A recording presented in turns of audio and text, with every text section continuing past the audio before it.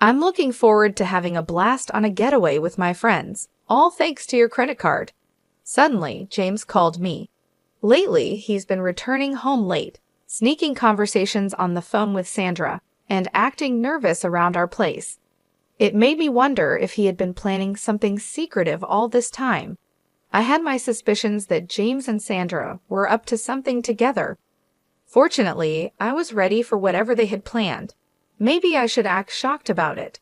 What do you mean by yours? I asked, needing an explanation.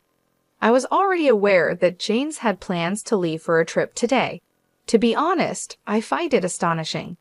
If he thinks he can deceive me, I wish he had thought his plan through more carefully. I've been patient with everything up until now. However, today, I can't help but feel the need to seek revenge. I've always had a plan for revenge up my sleeve. It's high time we stand up to James and his sister after all the patience we've shown. I believe that by the end of today, things will start to make sense. I hope they enjoy their trip, not knowing that I have someone on the inside working with me. My name is Kelly Brook, and I'm 36 years old, living in a house with my husband James. I jumped straight into work right after finishing high school. Thanks to some experience and a recommendation from my boss, I've earned several certifications. In my company, these certifications and a solid track record mean a lot. At about 23, I was promoted to a lead position, which was quite an achievement as I was the youngest to ever do so in my company. Even though it's just a leadership role, it's a big deal to me. I always had this quiet goal of climbing up the corporate ladder, aiming to become at least a department head someday. As time went by, the company welcomed some fresh faces, including James. Even though I'm younger than him, I held a higher position at work. My job was to train James along with 3 other newcomers, making it 3 trainees in total. Hey Kelly, we're about the same age, aren't we? And you're already a supervisor? That's amazing, James remarked, showing his surprise.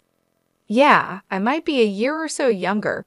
I've been working here since I decided to leave high school early. It's given me a lot of experience, I explained. James seemed impressed by my early career focus. He would often praise me during those days. Eventually, James began to show interest in me, and although I was hesitant at first, I found myself falling for him over time.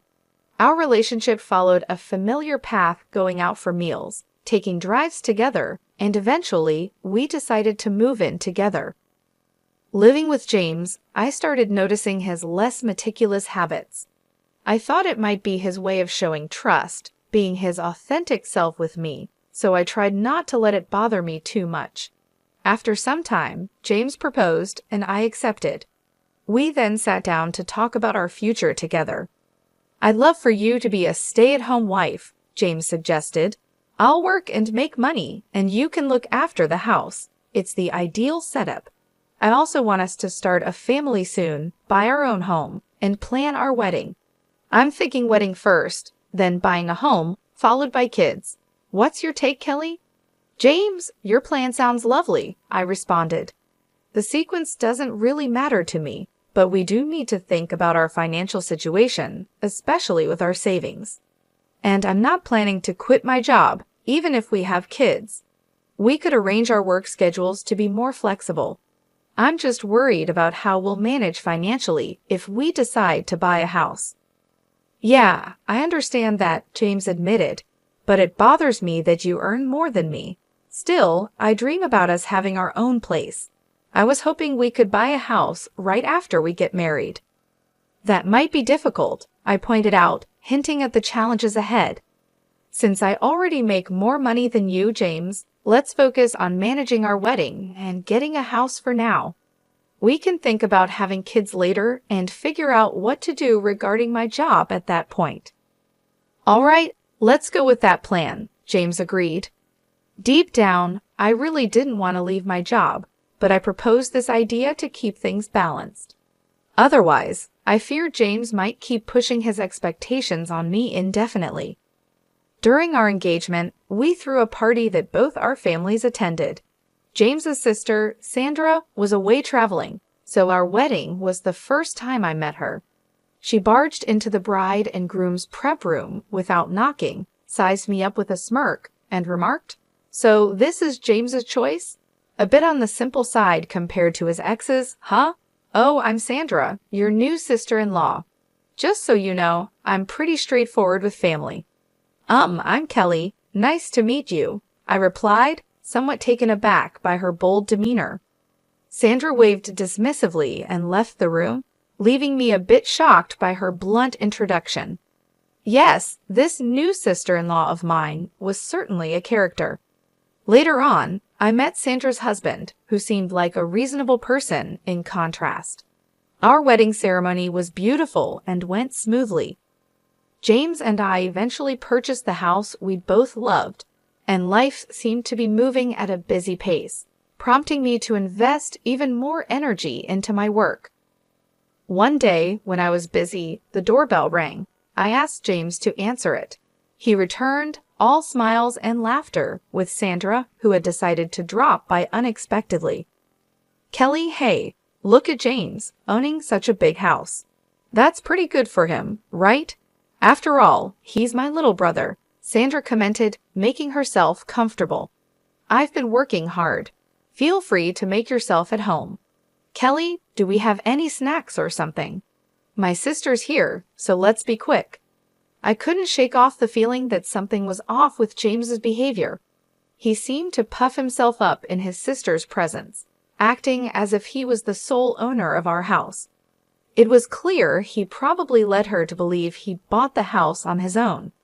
I played a significant role in making the down payment and continue to contribute to the mortgage payments for our house. Despite this, James was adamant about having the title in his name alone, and eventually, I agreed to it. Living together made me think it wouldn't really matter whose name was on the deed. However, the way James bragged about it to his sister rubbed me the wrong way.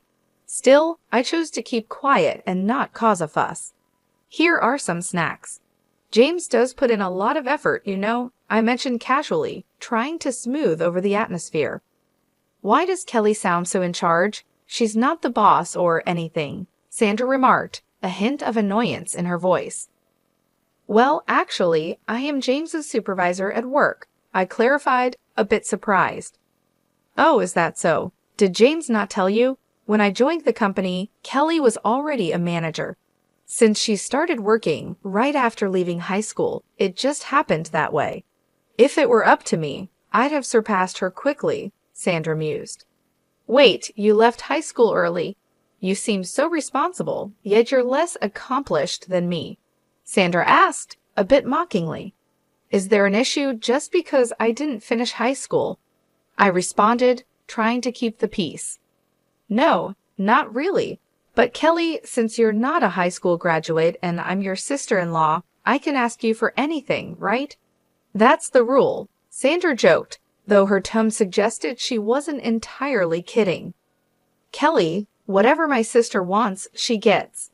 If you refuse, I'll have to ask you to leave the house," James added, seemingly backing up his sister's outrageous claim. I was baffled by their conversation.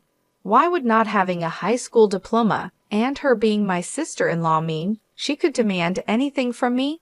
And the threat of being kicked out of my own home for not complying. Was this some sort of bizarre joke? I managed a polite smile and quickly retreated to the kitchen, needing a moment to collect my thoughts.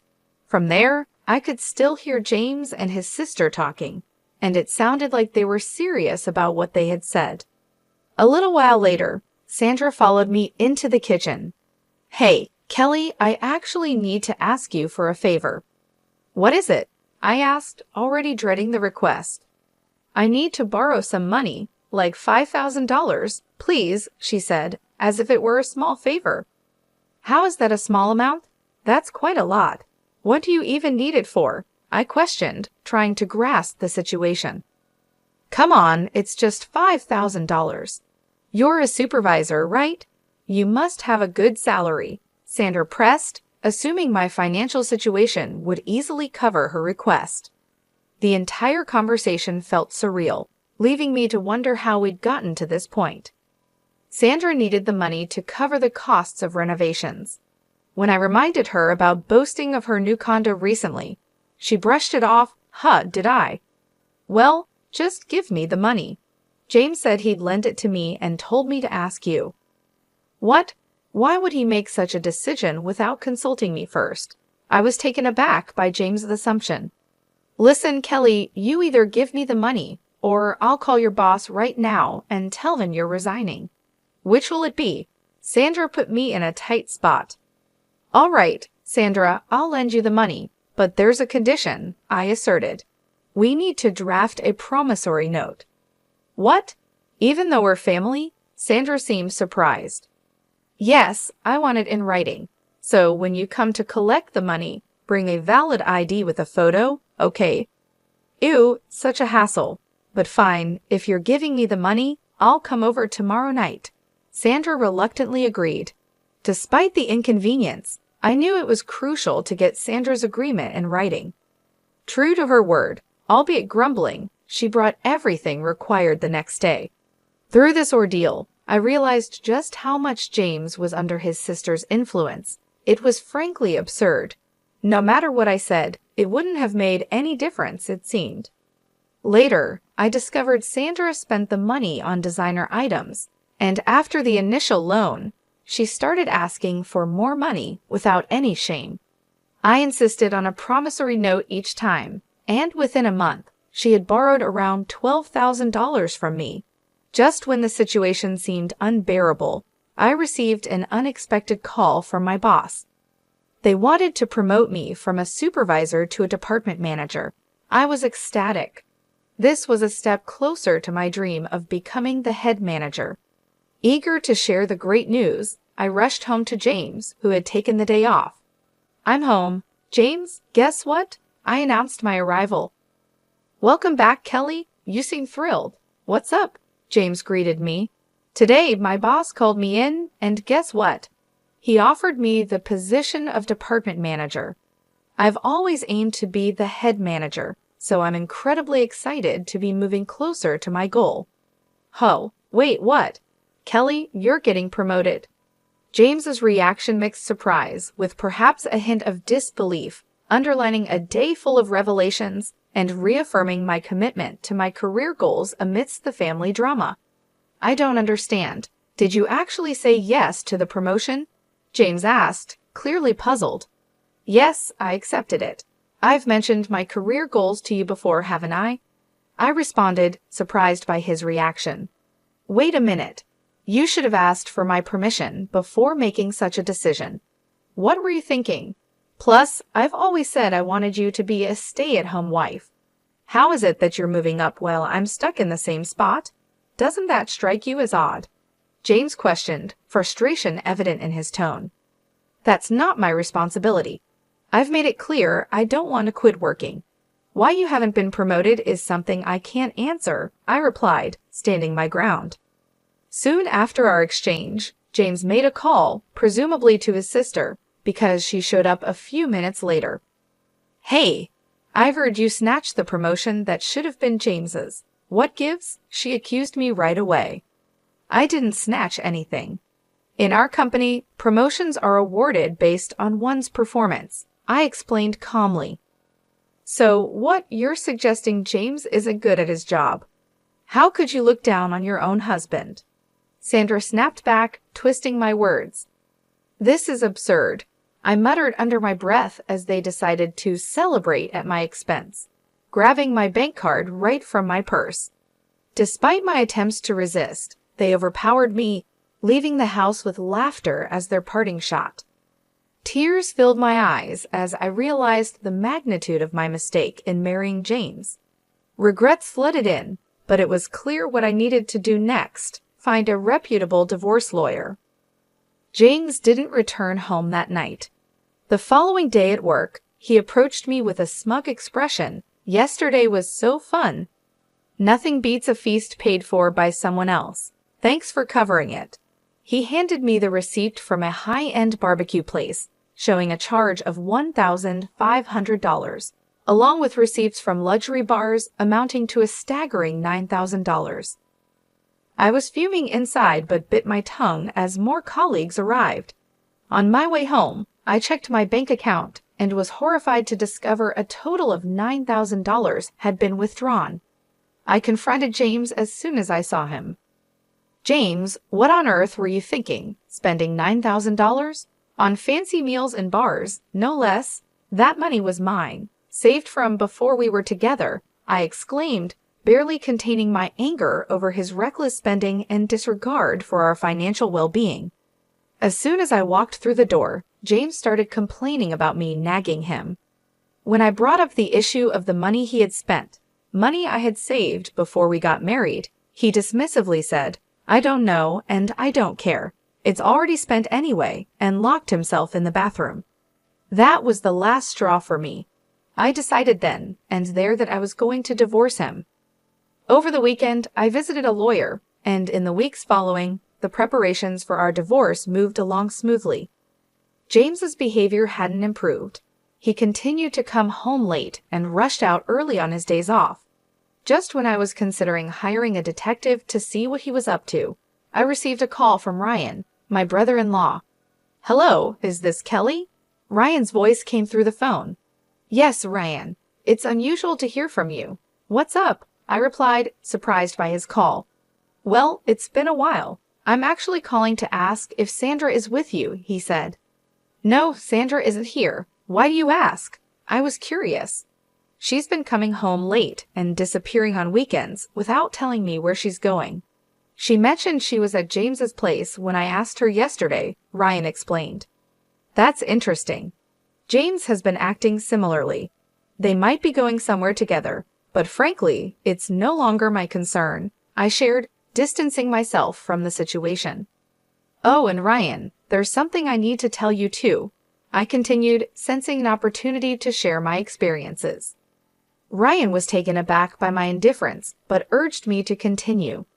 I told him everything about the money Sandra had borrowed from me, James's extravagant spending, and my decision to divorce James. Hearing all this, Ryan sighed deeply. "Is that so? I'm sorry about my wife. I've been at my wit's end, thinking about divorce, but haven't been able to take that step," he confessed. "Ryan, why don't you use the evidence I've gathered? It sounds like we're both dealing with similar issues. Maybe it's time to teach these reckless siblings a lesson they won't forget," I suggested, feeling a bond of mutual understanding forming between us. "Yeah, let's work on this together," Ryan agreed, a note of determination in his voice. Then he mentioned something intriguing. Sandra had been pushing him to take a long vacation, and he had noticed travel brochures on their vanity. Curious, I decided to investigate a shelf in our house that James always kept off limits. To my astonishment, I found travel brochures and club cards hidden there. It all made sense now. They were planning a trip without us knowing. "Ryan, I think they're definitely planning a trip. I just found evidence of it," I informed him, both of us realizing the depth of our partner's deceit. This newfound information solidified our resolve to proceed with our plans for divorce and hold them accountable for their actions. I stumbled upon some travel brochures hidden away, sparking an idea. As I shared my plan with Ryan over the phone, he couldn't help but laugh and agreed to play along. We concluded our call with a promise to coordinate our actions through text messages. I also forwarded him some evidence that might be useful for his own divorce proceedings while we meticulously strategized our next moves. 3 weeks later, just as the sun was rising, James left our house, a plan I was privy to thanks to a heads-up from Ryan the previous day. A few hours into his adventure, James called me, boasting about how he was going to enjoy a trip using my credit card with Sandra and their friends. His late nights and secretive phone calls had already aroused my suspicion that they were plotting something. Fortunately, I was ready for their games. Feigning surprise, I asked him to clarify. With a smirk in his voice, James revealed that they had been planning this trip for a long time and viewed Ryan as a safety net in case their plan fell through. They thought I was becoming too confident and decided it was time to teach me a lesson, as he put it. James's words were meant to belittle me, suggesting I couldn't stand up to their manipulations. But I was beyond feeling hurt or angry. I felt nothing at all. I questioned James about his earlier comment regarding my debit card, playing along with his illusion of victory. Confused, James insisted he had taken my card, but I calmly informed him that my card was still with me in my wallet. There was a moment of silence before he stuttered, questioning what card he had bragged about using. I revealed, much to his shock, that he had mistakenly taken an old gym membership card of mine. It matched my debit card in color and size. Realization dawned on James as he confirmed it did say Fitness Club on the card, and he began to question his mistake, wondering if he had mixed up the cards. Amidst this confusion, Ryan, who had been listening in on speakerphone, couldn't contain his amusement. James's grand plan to splurge on my dime had crumbled over a simple mix-up with a gym card. This blunder not only foiled their extravagant scheme, but also marked the beginning of their comeuppance, with Ryan and I ready to move forward with our plans, strengthened by the absurdity of their mistake. James was adamant he had seen his debit card, but his plan had fallen apart. "Ah, so this was Sandra and your scheme," he lamented, realizing he had been outsmarted. "I'm so disappointed. Actually, last night, I swapped your debit card with the gym membership card. It seems you didn't bother to check this morning and just took off with it," I revealed, enjoying the turn of events. What are you playing at?" James was clearly frustrated. "No, I should be asking you that. Tough break, huh? Don't get too full of yourself just because you're my stepbrother. Got it?" I countered, not letting him intimidate me. James tried to brush it off. "You'll see. We have gifts for you both when we return." "You think you can bribe us? I won't accept anything but cash," he bluffed. "We'll see about that. Look forward to it," I dismissed his comment, focusing on the situation at hand. "What are you going to do now?" "Oh, Kelly, can you send us some money?" James finally asked, his tone changing. I ended the call there. His message following the call, trying to threaten me with involving Ryan, only received a nonchalant "Is that so?" from me before I went back to sleep. When I woke up in the afternoon, my phone was flooded with missed calls and messages. I first called Ryan, then decided to pick up James's call. "Hey, finally, send the money, please. It's so cold, I think we're going to freeze," James pleaded. The reason for their discomfort was clear. They were in Alaska. In February, the cold there is biting, and if James and his group were complaining, it meant my plan had worked perfectly. "Really? You mentioned Ryan would help, right? Or is he not there?" I played along. "What? Do you know something?" James's confusion was evident. "Should I fill you in? Since you and Sandra decided to team up, Ryan and I did the same. It's quite simple," I explained, enjoying the irony of the situation. "Now, do you understand why I kept you on the phone for so long during that first call? It was to buy time, and Ryan, he's on his way back here on another plane." The revelation seemed to hit James hard. Our coordinated response to their scheme had left them stranded and cold, far from the luxurious getaway they had anticipated. My satisfaction came not just from thwarting their plan, but also from the solidarity Ryan and I showed in facing their deceit. As soon as I received confirmation that Ryan had boarded his flight back, I ended the call with a clear message to James. "We've joined forces to teach you a lesson. Now, find your way back on your own. See you." And with that, I hung up, eager for Ryan's return. I took this time to call my lawyer, setting up what would be our final meeting about the divorce before James and his companions could make their way back. I anticipated a confrontation upon their return and wanted to be fully prepared. Just a few hours later, as predicted, James and his entourage arrived, bursting with indignation. "Kelly, what the hell? You better be ready to move out. Ryan sided with you, hasn't he? Why do you return before us? This is unbelievable. You think I'm okay with this? Apologize now." "Shut it and sit down," Ryan intervened, his usually calm voice now booming, commanding James and his friend to sit immediately. They complied, shocked into silence by Ryan's authority. Our lawyer wasted no time, distributing his business cards to James and his friend, who looked utterly confused as they accepted them. Without further ado, Ryan and I presented them with a stack of papers. Their confusion turned to shock as they skimmed the documents, their complexions draining of color. "Wait, this talks about dividing property. You're not suggesting a divorce, are you?" James stammered, disbelief coloring his tone. "It's on mine, too. A divorce? What did I even do? This has to be a joke, right?"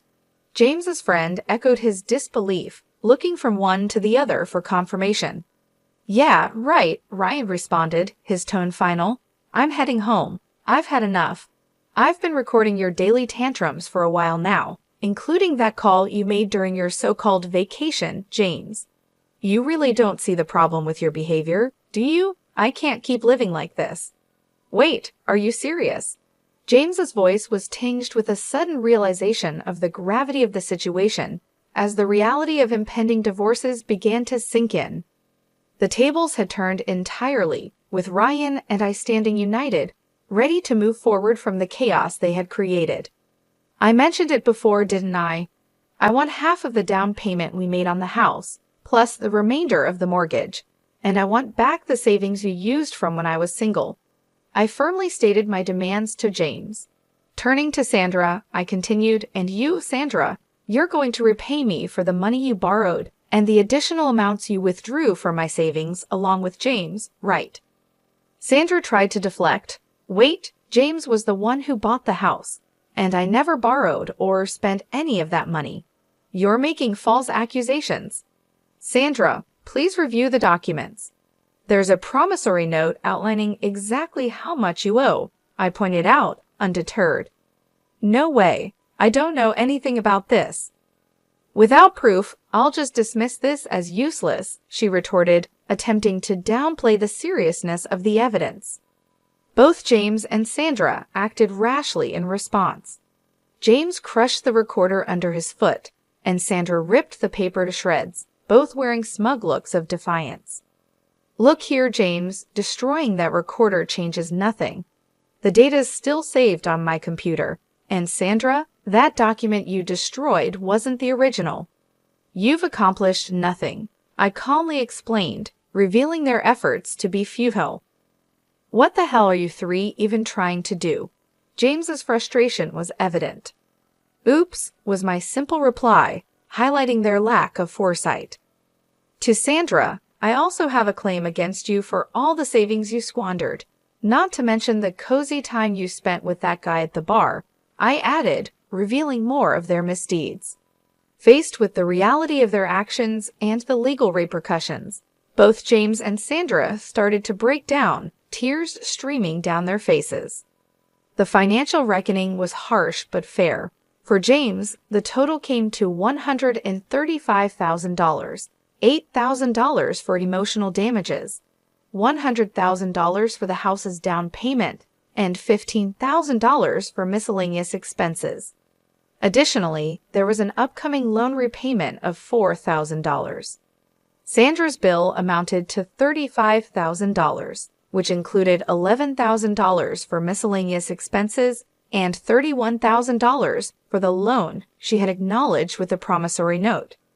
As for Ryan's claims against Sandra, given her intentional distress and frivolous spending, the total was $135,000, $55,000 for emotional damages, and $80,000 for miscellaneous expenses, all calculated without dividing any assets like condos. This stark financial and emotional toll underscored the consequences of their actions, serving as a potent reminder of accountability and the importance of integrity in relationships. After the fallout, I half expected James and Sandra to attempt suing us, given their track record. However, our sharp attorney had already anticipated such moves, including a clause in the settlement paperwork essentially saying, "If you try to sue, you'll surely lose. No one will represent you, and it'll only cost you more. Focus on your repayments instead." With that, we managed to avoid court altogether. I collected my things and left our shared home behind. Word of the whole ordeal somehow reached my workplace, leading to James being transferred to another branch, which helped put some necessary distance between us. Not long after, James reached out with a message that took me by surprise. "Kelly, I miss you. Life's empty without you. Can we try again? You can focus on your career all you want." But I knew better than to fall back into that cycle. "It's not going to happen. Goodbye," was my firm reply. Then came Sandra, trying to play the family card. "Kelly, think it over about my brother. What if we all live together again? Maybe we just misunderstood each other. I think things could be better." My response to her was just as resolute. "Sandra, it's not going to happen. I'm sorry. Goodbye." Both of them pleaded, but I stood my ground, cutting off all contact. Ryan, it turned out, received similar pleas, but also chose to ignore them. One day, passing my old house in a taxi, I noticed a "for sale" sign out front. With the settlement paid in full and all communications cut, I had no clue how James and Sandra were faring, nor did I want to know. As for me, I've moved on and up literally. I bought a condo and settled into my new life. Work has been fantastic, and I was recently promoted to regional director, a role I've long aspired to.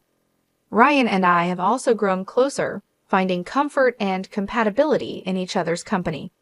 We've gone out a few times, discovering a surprising ease in our interactions. Life has vastly improved post-divorce, confirming my decision was the right one. As for what's developed between Ryan and me, well, that's a tale for another day.